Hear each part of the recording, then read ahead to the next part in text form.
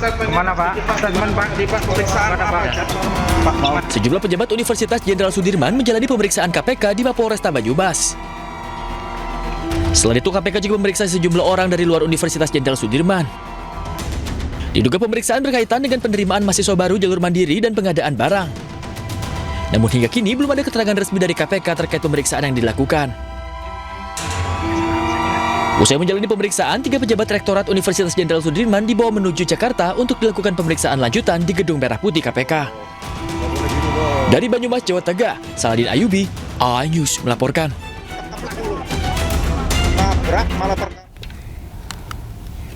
Pemirsa, presenter kondang Ruben Onsu resmi ditetapkan sebagai tersangka dugaan tindak pidana penipuan dan juga penggelapan investasi. Ya, penyidik kepolisian menemukan bukti yang cukup untuk menaikkan status terlapor jadi tersangka.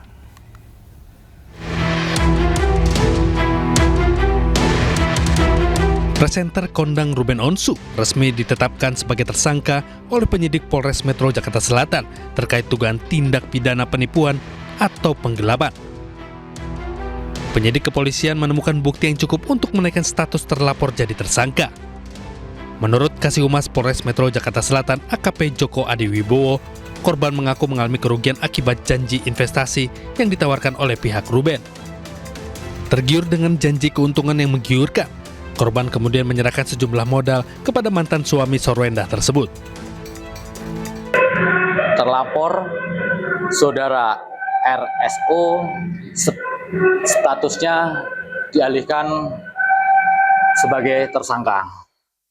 Kemudian dibuatkan surat penetapan sebagai tersangka. Meski statusnya sudah naik menjadi tersangka, polisi menyatakan hingga saat ini belum melayangkan surat pencekalan ke pihak imigrasi. Namun penyidik telah menjadwalkan pemeriksaan perdana terhadap Ruben Onsu dalam kapasitasnya sebagai tersangka pada pekan depan. Dari Jakarta, Raffi Wardani, iNews melaporkan. Mantan Jampitsus Febri Adriansyah menghadirkan 4 ahli untuk membuktikan permohonannya dalam sidang pra-peradilan di Pengadilan Negeri Jakarta Selatan. Salah satu materi yang disoroti mengenai penerbitan surat perintah penyidikan atau sprindik yang dianggap cacat hukum.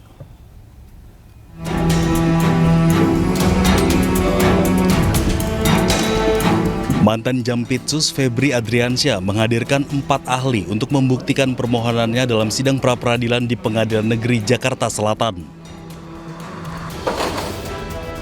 4 ahli tersebut adalah Rasji, ahli hukum tata negara dan administrasi negara dari Universitas Tarumanegara, Nur Basuki, ahli hukum pidana, korupsi dan hukum acara dari Universitas Airlangga, M. Arif Setiawan, ahli hukum pidana dari Universitas Islam Indonesia, serta Mahrus, ahli pidana khusus dari UII. Kuasa hukum Febri Adriansyah menyatakan salah satu materi yang disoroti mengenai penerbitan surat perintah penyidikan atau sprindik yang dianggap cacat hukum. Bagaimana, apakah surat yang diterbitkan itu sah kalau yang menandatangani tidak berwenang? Kami tunjukkan peraturan Jaksa Agung bahwa yang berwenang menandatangani surat perintah penyidikan adalah Direktur Penyidikan. Tetapi di Kejaksaan Agung yang tanda tangan bukan Direktur Penyidikan. Ahli jelas mengatakan peraturan Jaksa Agung itu wajib dipatuhi, bahkan oleh Jaksa Agung sendiri, apalagi oleh jajaran di bawahnya. Sehingga surat perintah penyidikan yang ditandatangani oleh pihak yang tidak berwenang tentu saja menjadi tidak sah. Melalui kuasa hukumnya, ex-Jampitsus Febri Adriansyah juga meminta kepada Hakim Tunggal Richard Edwin agar menerima dan mengabulkan seluruh permohonan pra-peradilannya. Selain soal sprindik, Febri juga menyoal beberapa hal, yakni penggeledahan di rumah Sentul dan penyitaan barang yang dilakukan serta pencegahan dan pencekalan terhadap dirinya untuk berpergian keluar Indonesia yang dianggap tidak sah. Tim Liputan iNews melaporkan.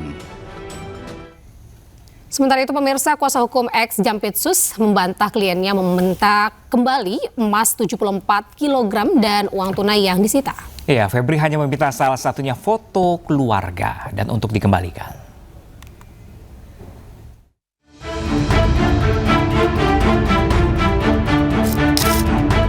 Ex-Jampitsus Febri Adriansyah minta foto keluarga yang disita dikembalikan. Foto dan barang pribadi keluarga Febri Adriansyah disita penyidik saat penggeledahan di rumahnya di Sentul, Bogor, Jawa Barat. Kuasa hukum ex-Jampitsus membantah kliennya meminta kembali emas 74 kg dan uang tunai yang disita.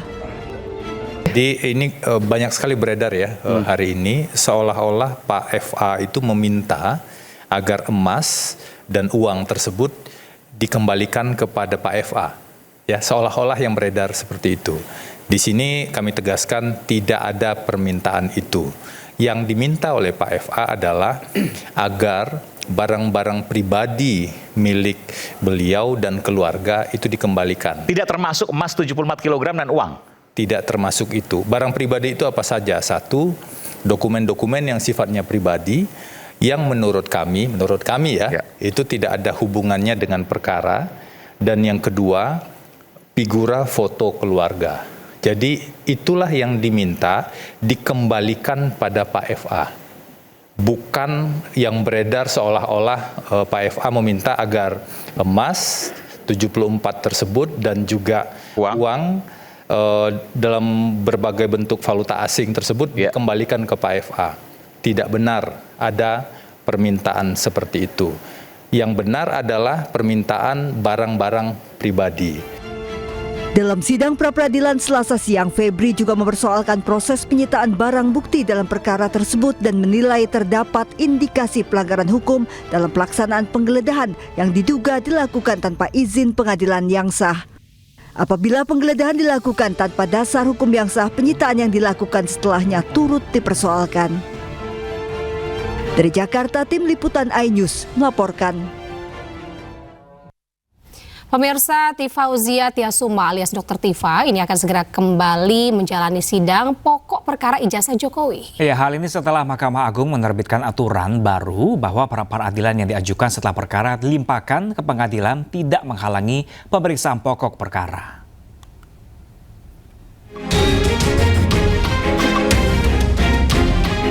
Tifauzia Tiasuma alias Dr. Tifa akan segera kembali menjadi sidang pokok perkara fitnah ijazah Jokowi di Pengadilan Negeri Jakarta Timur. Hal ini setelah Mahkamah Agung menerbitkan surat edaran nomor 3 tahun 2026 tertanggal 18 Agustus 2026 tentang pemeriksaan pokok perkara dalam hal terdapat permohonan pra-peradilan.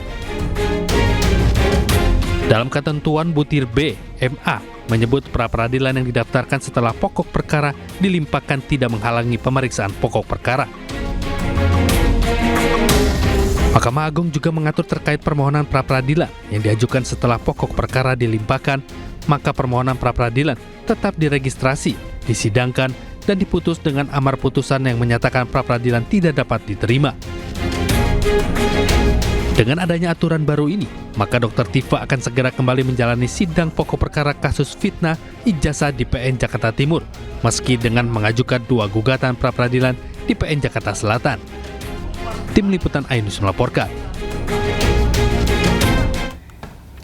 Kuasa hukum Rismon Sianipar, Jahmada Girsang, meminta Mahkamah Konstitusi mendisiplinkan pra-peradilan berjilid-jilid kubu Roy Suryo.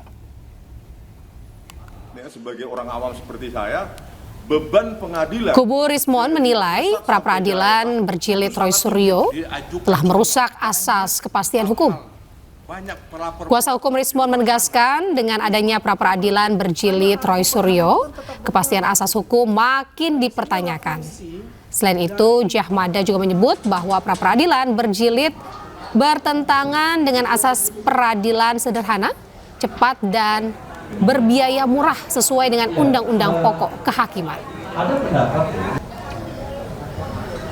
Nah, untuk itulah kami datang mengadukan bahasa itunya dan mengajukan permohonan kepada Mahkamah Konstitusi agar mau menyidangkan, memeriksa permohonan kami untuk menertibkan atau meluruskan proses pra-peradilan yang ada di KUHP pasal 158 huruf A dan pasal 89 KUHP. Agar hal itu ditertibkan, jangan terjadi seperti sekarang, ada pengulangan, ada pengulur waktu, dan cenderung itu tidak memenuhi asas kepastian hukum.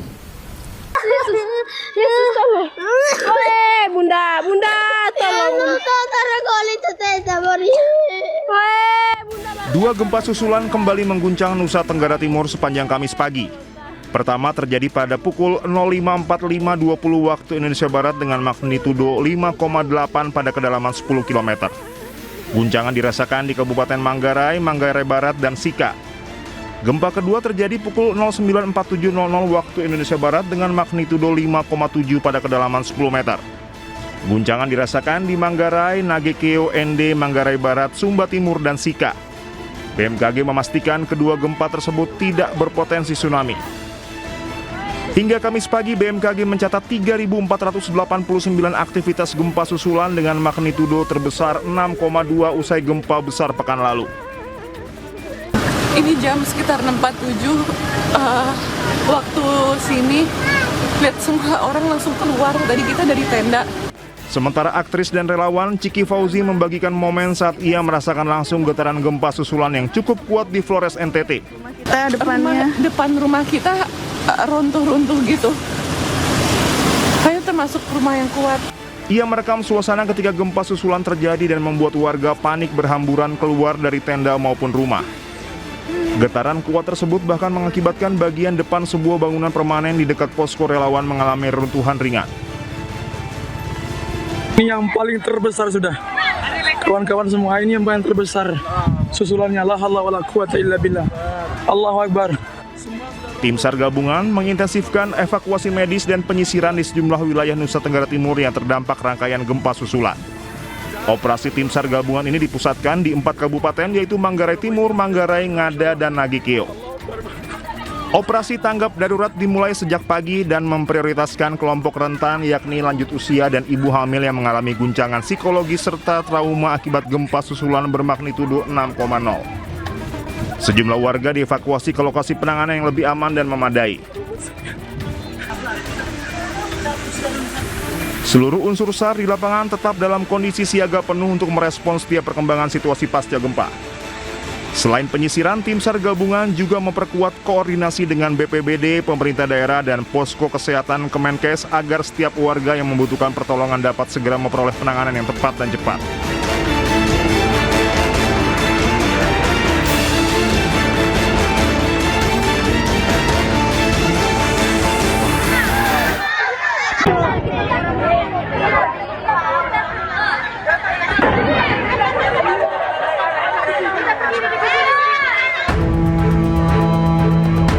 Kamis 20 Agustus 2026 sekitar pukul 9 pagi, pantai barat laut Manggarai Timur, Nusa Tenggara Timur kembali diguncang gempa bumi tektonik. Sejumlah pengungsi Gelora Samador Maumere lari keluar dari tenda. Hasil analisis BMKG menunjukkan gempa bumi ini memiliki parameter awal dengan magnitudo 5,7 pada kedalaman 10 km. Epicenter gempa bumi berlokasi di darat 36 km timur laut Ruteng dan tidak berpotensi tsunami.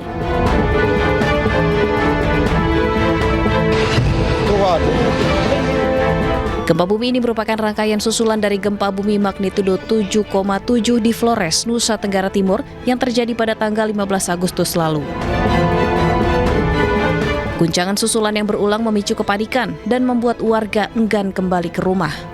Namun masyarakat dihimbau tetap tenang saat terjadi gempa susulan. Dari Sika, Nusa Tenggara Timur, Joni Nura, iNews melaporkan. Pemirsa, pengungsi kembali bertahan di tenda darurat setelah sempat panik dan berhamburan keluar akibat gempa susulan mengguncang sejumlah wilayah di Nusa Tenggara Timur. Ya, BNPB juga mencatat jumlah korban jiwa maupun luka terus bertambah.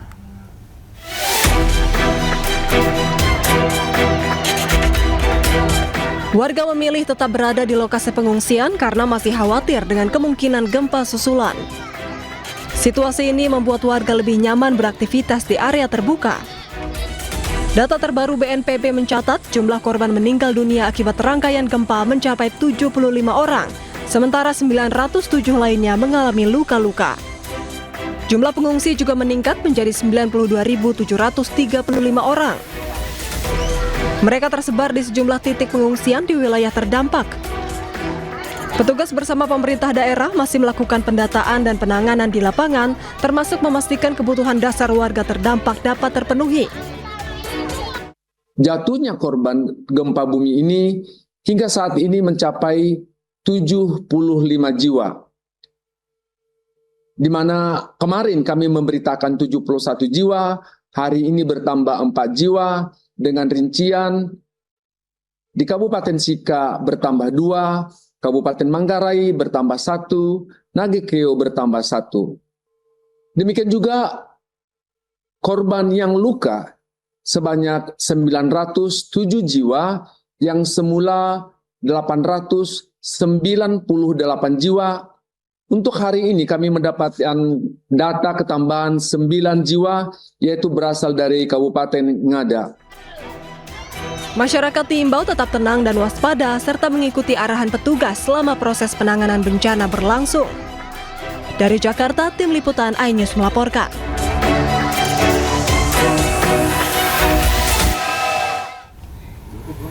Ya, pemirsa, Menteri Perdagangan Budi Santoso memastikan pemerintah menjaga kelancaran pasokan dan distribusi bahan kebutuhan pokok ke wilayah terdampak gempa bumi di Nusa Tenggara Timur.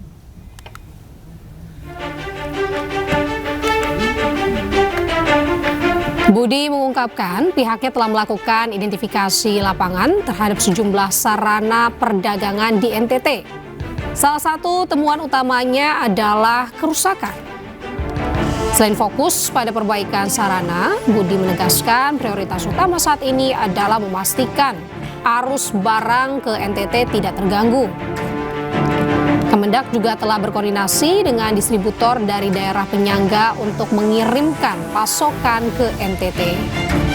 Budi ingin memastikan pasokan barang-barang ke NTT ini berjalan dengan baik dan sudah koordinasi dengan dinas dan distributor pemasok di luar NTT seperti dari NTB atau Jawa Timur. Ingin memastikan bahwa pasokan barang-barang ke NTT berjalan dengan baik. Nah, kita sudah koordinasi dengan dinas dan distributor pemasok di luar NTT. Ya, jadi misalnya NTB atau Jawa Timur. Pemirsa, Wakil Presiden Gibran Rakabuming Raka menemui korban gempa Momere di Kabupaten Sika, Nusa Tenggara Timur. Ya, dalam kunjungannya, Wapres membawa sejumlah mahasiswa psikologi untuk membantu trauma healing. Kehadiran Wakil Presiden Gibran Rakabuming Raka di salah satu posko pengungsian gempa di Kabupaten Sika, Nusa Tenggara Timur disambut puluhan warga. Sejumlah warga mengerumuni Gibran untuk menyapa dan bersalaman. Wapres kemudian menemui warga yang berada di pengungsian untuk menanyakan keadaan para pengungsi. Selain itu, Wapres membagikan buku dan mainan untuk anak-anak serta peralatan bayi. Rombongan Wapres juga membagikan susu kotak untuk anak-anak di pengungsian.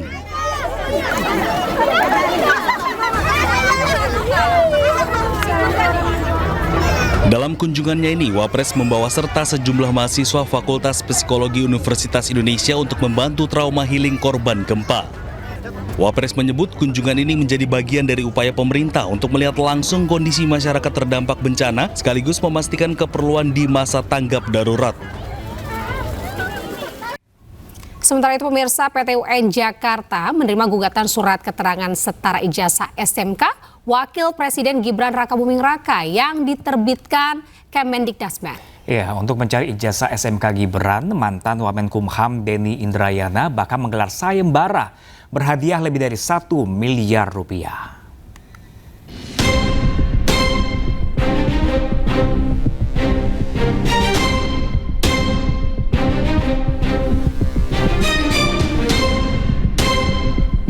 PT UN Jakarta menerima gugatan surat keterangan penyetaraan ijazah yang diterbitkan Kementerian Pendidikan Dasar dan Menengah terkait ijazah SMK Wakil Presiden Gibran Rakabuming Raka. Penggugat menilai riwayat pendidikan non-formal Gibran di UTS Insert Australia tidak bisa disetarakan dengan jenjang SMK di Indonesia. Usai gugatan diterima, PT UN Jakarta menggelar sidang pokok perkara pada 27 Agustus mendatang.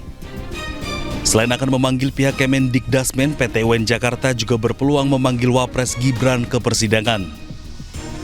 Persoalan ini kita tahu bermula dari terbitnya surat keterangan ya, SUKET, setara tamat SMK oleh Direktorat Jenderal Pendidikan Dasar dan Menengah. Nah, SUKET tersebut kita atau kami nilai bermasalah karena diduga kuat hanya berdasarkan dokumen khusus bahasa Inggris yang kurang dari 1 tahun. Yang disebut oleh surat keterangan itu adalah setara grade 12. Saat ini, teman-teman semua, perjuangan hukum tersebut berwujud dalam bentuk gugatan resmi kami diterima di Pengadilan Tata Usaha Negara melawan Kementerian Pendidikan Dasar dan Menengah.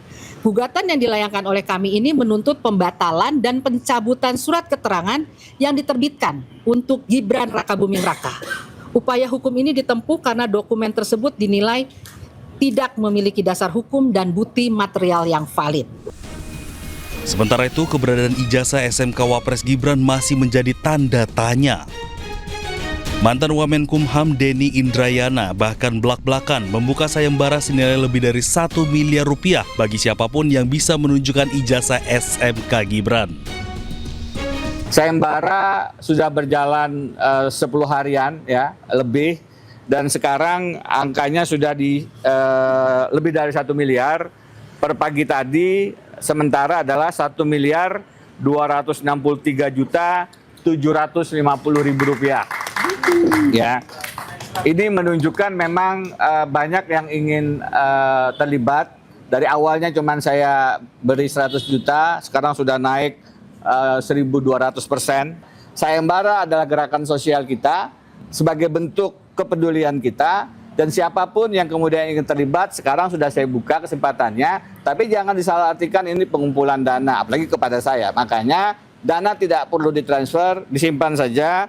Pada saatnya saya pikir tidak perlu juga karena ijazahnya kelihatannya masih gaib bin raib gitu. Denny Indrayana memastikan sayembara digelar bukan karena soal pribadi Wapres Gibran, tapi demi menjaga kehormatan etika dan konstitusi negara. Tim Liputan iNews melaporkan. Pemirsa, kabut asap akibat maraknya kebakaran hutan dan lahan masih menyelimuti kota Palangkaraya, Kalimantan Tengah. Kondisi tersebut berdampak terhadap aktivitas masyarakat.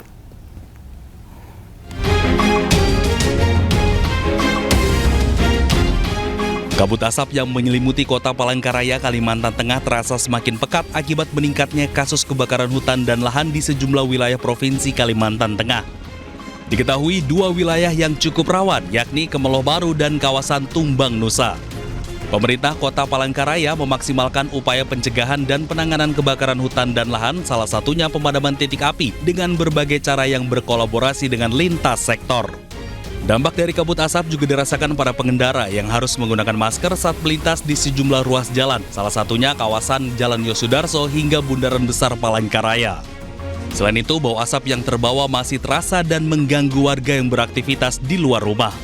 Dari Palangkaraya, Kalimantan Tengah, Ade Sata, iNews melaporkan.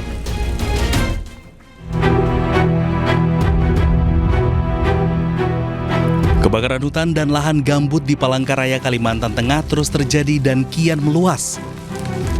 Musim kemarau dan cuaca panas membuat titik api baru maupun lanjutan terus bermunculan. Salah satunya di Jalan Yosudarso, Kecamatan Jekan Raya, Palangkaraya. Tiupan angin kencang dan kondisi lahan yang kering membuat api dengan cepat menjalar, bahkan mulai mendekati permukiman warga. Tim Dalkar Hutla Dinas Kehutanan Provinsi Kalimantan Tengah melakukan pemadaman untuk mencegah api terus meluas. Minimnya sumber air akibat musim kemarau menjadi salah satu kendala pemadaman. Petugas terpaksa mendatangkan mobil tangki untuk memasok air ke lokasi kebakaran. Khawatir sangat khawatir, karena takutnya kalau ini kan belum bisa nyala lagi itu loh Pak. Ya bisa-bisa kita bisa kena sampai ke rumah atau sampai ke tanaman, kan ini kita pengusaha taman Pak. Itu apalagi kalau ratik-ratiknya itu, api-apinya itu yang terbang-terbang tuh bisa mematikan tanaman Pak. Kendalanya di lokasi air sulit, sedangkan kita mendatangkan tangki 10.000. Bisa memadamkan. Ini jaraknya dengan rumah warga berapa meter? Kurang lebih 20 meter. 20 meter.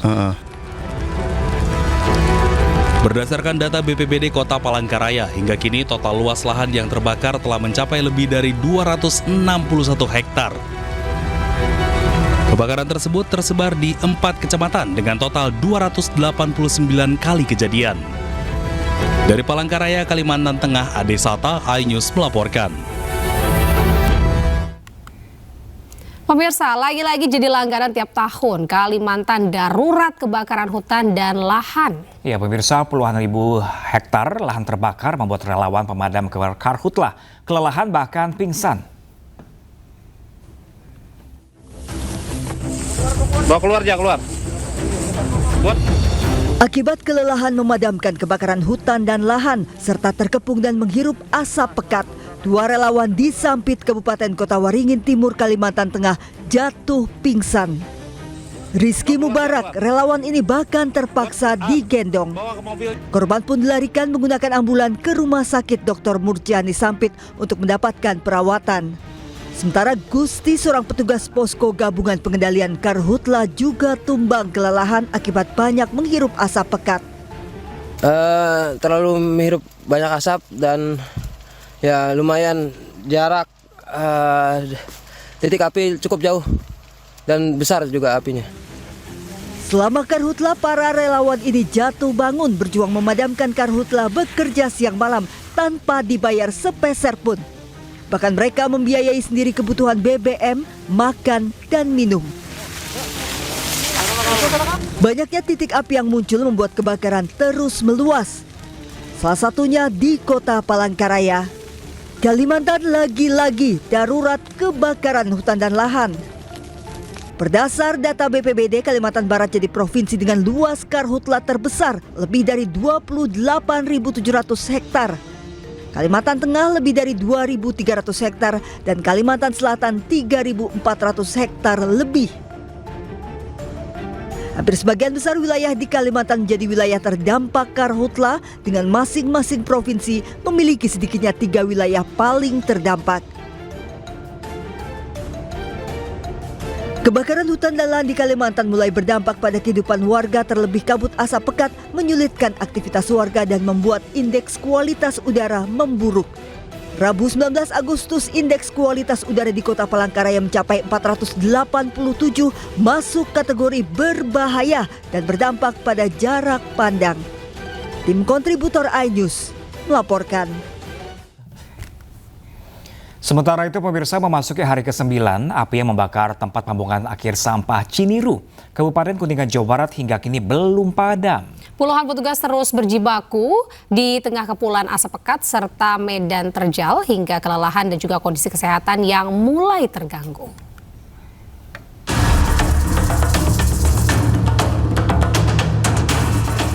Petugas pemadam kebakaran terus berjibaku memadamkan api yang membakar tempat pembuangan akhir sampah di Desa Ciniru, Kecamatan Jalaksana, Kabupaten Kuningan, Jawa Barat.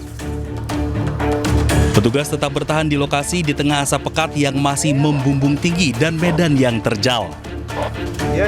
Bukan hal yang mudah bagi petugas untuk berjibaku berhari-hari di luas area kebakaran yang kini sudah tersebar lebih dari 90%. Sejumlah petugas mengalami sesak nafas hingga harus memakai oksigen. Bahkan salah seorang petugas harus dilarikan ke rumah sakit setelah mengalami sesak nafas dan limbung saat melakukan pemadaman kebakaran rumah warga. Kesatria Biru tersebut diduga kelelahan setelah sebelumnya menangani kebakaran hebat TPA Ciniru. Petugas damkar yang mengalami luka bakar ringan yang sudah langsung kami lakukan penanganan, yaitu pemberian salep anti bakar. Dan juga ada petugas yang mengalami kelelahan setelah melakukan pemadaman kebakaran di TKP dan ternyata ada kejadian di daerah lain di rumah warga, sehingga petugas tersebut melakukan pemadaman di rumah warga tersebut sehingga malamnya mengalami kelelahan, dan alhamdulillah ternyata setelah dibawa ke rumah sakit tidak dilakukan perawatan. Kebakaran yang melanda TPA Ciniru, Kabupaten Kuningan, Jawa Barat mencapai lebih dari 90% kawasan. Sejumlah titik api pun masih bermunculan.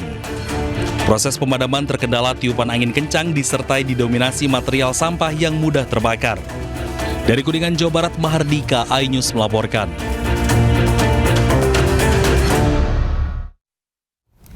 Pemirsa, sosialisasi dilakukan di Solo, Jawa Tengah jelang Trade Expo Indonesia 2026. Ya, para pelaku usaha didorong untuk memanfaatkan perhelatan ini untuk memperluas pasar ekspor.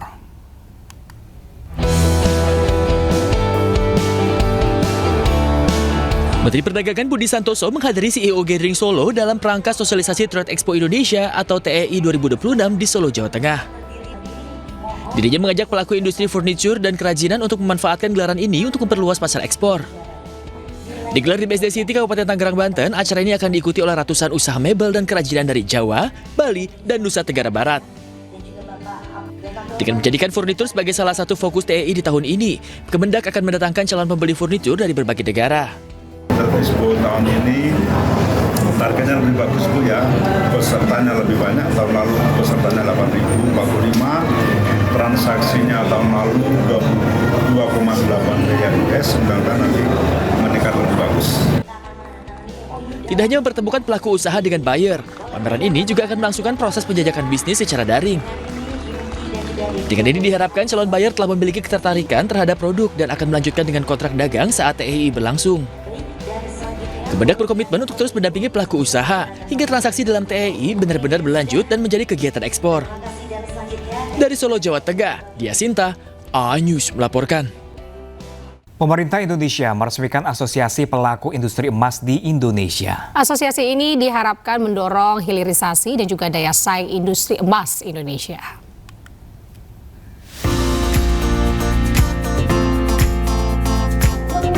Menteri Koordinator Perekonomian Airlangga Hartarto meresmikan Indonesia Bullion Market Association bersama dengan Ketua Umum IBMA Selvi Dewi Yanti di Jakarta, Kamis 20 Agustus 2026.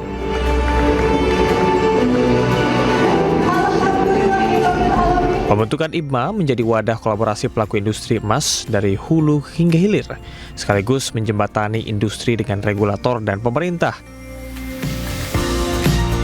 Saat ini ekosistem Bank Bullion di Indonesia telah mengelola sekitar 177 ton emas, terdiri dari 153 ton di Pegadaian dan 24 ton di Bank Syariah Indonesia.